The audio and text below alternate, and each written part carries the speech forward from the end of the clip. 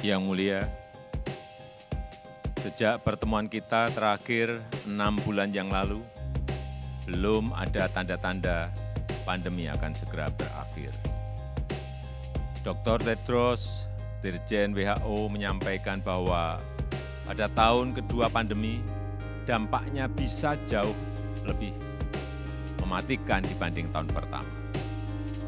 Perkembangan varian-varian baru virus COVID-19 menjadi tantangan tersendiri bagi dunia.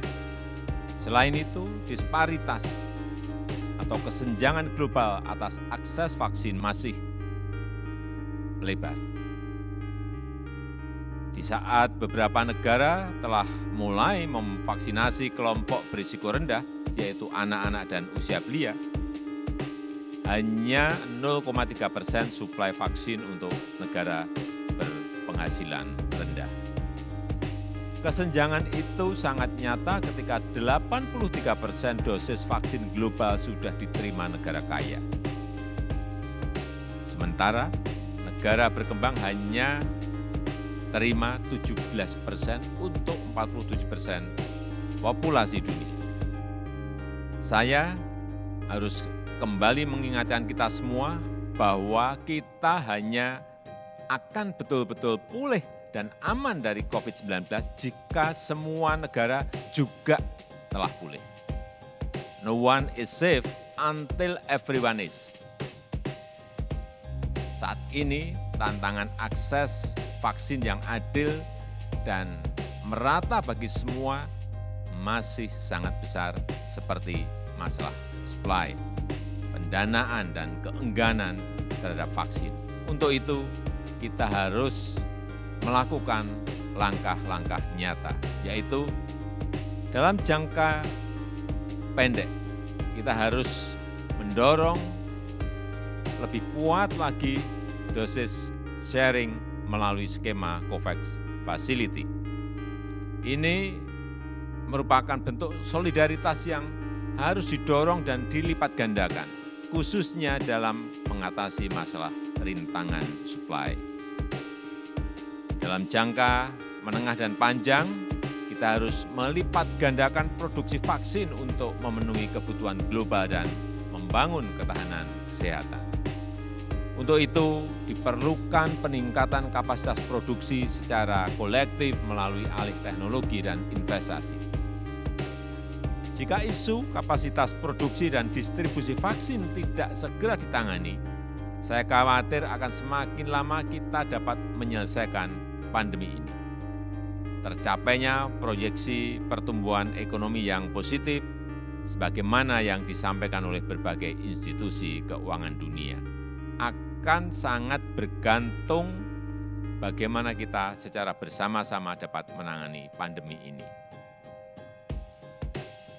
Oleh karena itu, negara anggota G20 harus memberikan dukungan bagi peningkatan produksi dan kesetaraan akses vaksin bagi semua negara. Dalam kaitan inilah Indonesia mendukung adanya usulan TRIPS waiver bagi pencegahan dan pengobatan COVID-19, termasuk untuk vaksin. Indonesia telah memutuskan untuk menjadi salah satu negara co-sponsor proposal TRIPS waiver tersebut. Indonesia berharap agar negara anggota G20 lainnya dapat memberikan dukungan yang sama.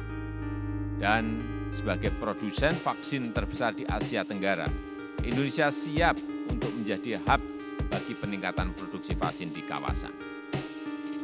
Para pemimpin negara G20 yang mulia, untuk menghadapi pandemi di masa depan, G20 harus menjadi bagian utama upaya membangun arsitektur ketahanan kesehatan global yang kokoh. Kerjasama global menjadi sebuah keniscayaan melalui komitmen politik yang solid. G20 perlu mendukung Traktat Kesiapan Pandemi Global dan penguatan peran sentral WHO.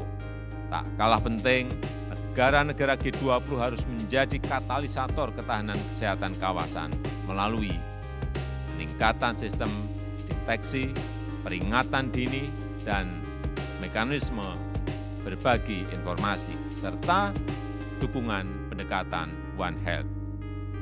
Yang mulia, prinsip-prinsip dalam deklarasi Roma sangat penting untuk ketahanan kesehatan global kita. Namun, prinsip tersebut tidak akan berarti jika tidak diterapkan secara konkret. Implementasi adalah kunci, dan dunia hanya bisa pulih serta menjadi lebih kuat jika kita melakukannya bersama-sama. Recover together, recover stronger. Terima kasih.